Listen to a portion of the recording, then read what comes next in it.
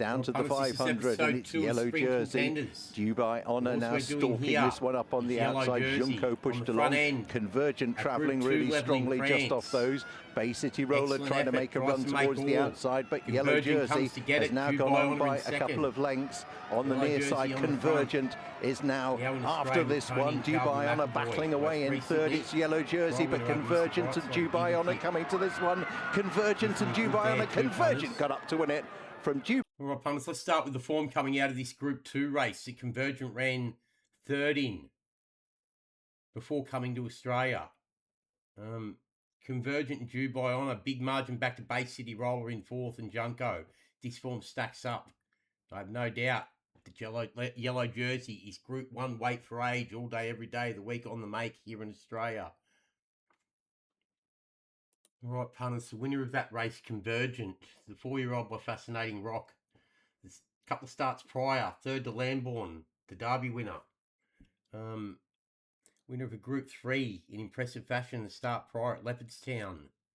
Second horse home, Dubai Honor. Well, we know Dubai Honor well in Australia. But the start prior was only a length and a quarter off Goliath. High class, world class Group 1 weight for age horse. Now let's remember, punters. Yellow jerseys tried to do it here all on the front end. Was only beaten half a length. Led, asked for effort under 2 furlong out. Ran on, headed, dropped to third final stages. You just watched it. It was big merit. The real important factor here is the form through those finishing further back that couldn't get near it and run it down from off the pace. You know, Dubai Honor and Convergent came to get it. Strong form references. But Bay City Roller, Junko, Path of Soldier, all strong form, punters. Bay City Roller, after that fourth to Convergent, goes to Munich and wins a Group 1 by 7. Start prior, 2 starts prior, just blousing at Group 2 level. Fifth home, Junko, start prior, just behind Rebels Romance at Group 1 level at Hoppergarten. And then only 6 lengths off Callandargan.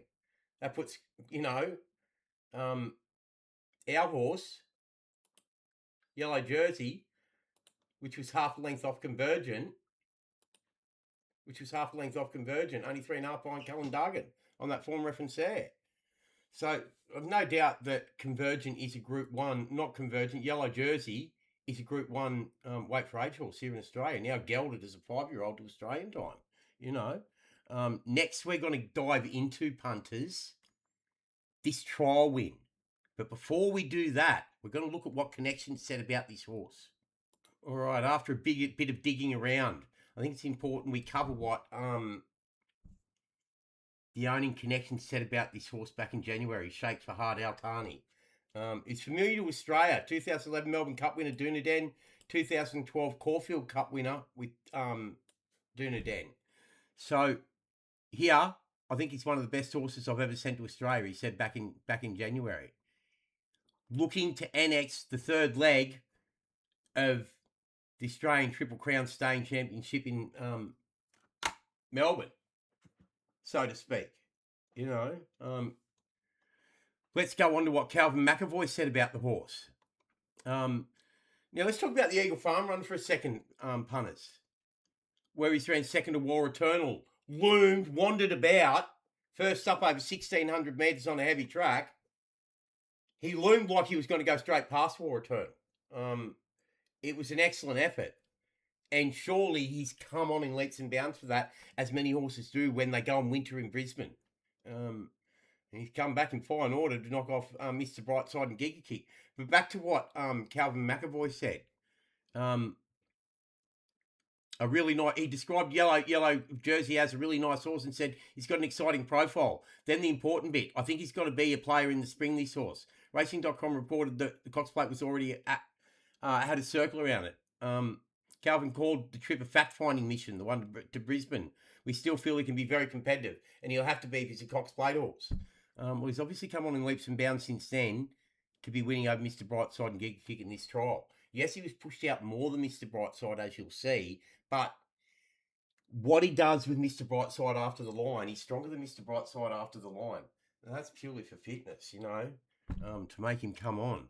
So, yeah, it was an excellent effort. So next we'll go and look at the trial win over Mr. Brightside of yellow jersey, punters. Away they go. Giga kick on the inside. Just missed it a beat. Tom Kitten goes back to last of the group. Mr. Brightside jumped well. Is going to lead from in second place Yellow Jersey as they run past the 800. Aethera is third the outside. Giga kick next, and then came de Bergerac and Tom Kitten. Mr. Brightside the leader off the rails at the 700 metres by 3/4 of a length to Yellow Jersey. Aethera a length and a quarter away in third place. A length and a quarter Giga kick fourth the fence, and then came de Bergerac and Tom Kitten travelling between horses. Coming up to the turn, the Jewel Lawrence winner, Mr. Brightside, as they reach the 400 metres, now starts to click it up. They quicken about 2 lengths in front of Yellow Jersey Aethera. Giga kick the fence to Bergerac wider, Tom Kitten next. Mr. Brightside, 200 metres to go, led by about 3/4 of a length, being nursed along, and Yellow Jersey goes up to give it the stare. Giga kick a length and a half away. There's a wall behind them. Yellow Jersey up to Mr. Brightside, just gets its bib in front and took the trial. Yellow Jersey from Mr. Brightside, Giga kick third, Tom Kitten, then de Bergerac and Aethera. As Mr. Brightside after the... So, punters, we know that we've got a horse here that's flying in the form of Yellow Jersey. That is in the market for everything over the spring. It's like, where does he go? What are they going to aim him at? Well, Tony Calvin McEvoy have been clear in saying that the Cox Plate is on the agenda. We need to remember they also have last year's Caulfield Melbourne Cup winner too. Yeah. What's happened since? But punters, let's go back to the form around this trial. Mr. Brightside, Giga kick, Tom Kitten. And this is all Group 1 weight for age form all day, every day of the week here in Australia. He's come on from that Brisbane run, obviously, acclimatised. The world's his oyster. So where does he go? What price is he? Let's have a look at what he is in the Cox Plate market. But we also need to look at what price he is in the Memsey as well, in relation to Mr. Brightside after you just saw that trial as well. I think that's important. All right, punters. So as I said, Yellow Jersey is in the market for everything over the spring. We're going to look at the Memsey market because we need to remember that Connections have specifically said the Memsey's on the agenda now. You know what I mean? So let's go have a look at the Memsey market. Mr. Brightside's 8.0. We just saw the trial around Mr. Brightside. Yes, this market's dominated by She's and Alibi. But you get down to Yellow Jersey at 17.0, 5.0. That's great value long shot, each way odds about Yellow Jersey, as far as I'm concerned. Especially when you put it into perspective that Mr. Brightside's 8.0, 2.4. Here you go, punters. As said, Calvin McEvoy has now publicly discussed the Caulfield Heath trial, and crucially the Memsey Stakes is genuinely under consideration for the first up run. He described the Group 1 option as the aggressive Memsey, while also listing a benchmark 100 over 1400 on the same day, 1500 metre race at Sandown the following week, and the Heatherley Stakes as alternatives. He said that the better handle on Yellow Jersey this preparation, though his previous Sydney trial was super, and though I thought he was better and more controlled when beating Mr. Brightside and Giga Kick. Another couple of form references I want to show you from Yellow Jersey. The win at Deauville by 3 lengths before that third to Convergent at Group 2 level. There's a couple of form references out of this win that suggest that confirm my thinking that the form around Yellow Jersey is comparable to Group 1 weight for age form. And I'll show you what I mean. Right, so this is the win at Deauville, the start prior to the Group 2 third behind Convergent. The horses back in 5th and 6th, the Pinatubo colt, Tipinzo, and the Invincible Spirit colt, Omni-Man. They're the form references that become important out of this race. Tipinzo, the start prior, was only 5.5 off Camille Pissarro at Group 1 level at Chantilly. Before that 5 3/4 lengths, 5th of 15 to Yellow Jersey. And 6th home Omni-Man, interestingly, last time out on the 16th of August here, has been beaten 7 1/4 by a boy named Susie, who we've also got in the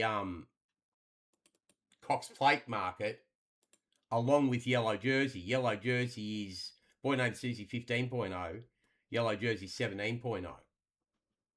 So there's 2 form references, one through the 5th horse Tipinzo that lines up back to Camille Pissarro.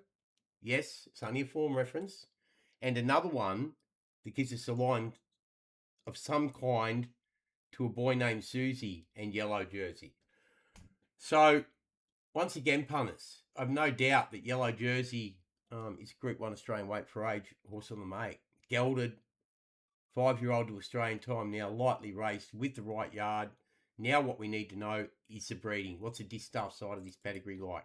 Through the invincible spirit mare, Passara. All right, punters, the dam herself, the invincible spirit mare, Passara. As you can see, she's dam here of Yellow Jersey. She herself is only the foal of one horse to race, which is Yellow Jersey. But interestingly, she only started 4 times on the track. She won on debut by 5, and then went to Group 3 level and listed level. So Connections obviously had an opinion of her before injury cut short her career. And then we get back to the Montjou mare, Pacifique, the second dam. Okay, so she's produced black type runners in the form of Paid by Mulhara and Sir Bob Parker by Siuni. But interestingly, she was pretty lightly raced herself, the Montjou mare. A 3 from 5 winner, including a Group 3 level. Only 1.25 off Shandarakar at Longshop at Group 2 level. So before injury cut short her career. And the third dam, the Zarphonic mare, Platonic, further enhances the quality of the distaff side of this pedigree. Yeah, so the third dam, Platonic, she was nothing on the track, punters, but she's been good in the barn. 5 horses, RPR rated 100 or greater, including English Channel, English King by Camelot. This is a good family. This is a good family that says this horse will stay a trip, which Yellow Jersey has proven time and time again. What price is it for the Cox Plate, punters? 17.0. I've shown you that. Prices in other markets, the Underwood, 11.0, 3.5.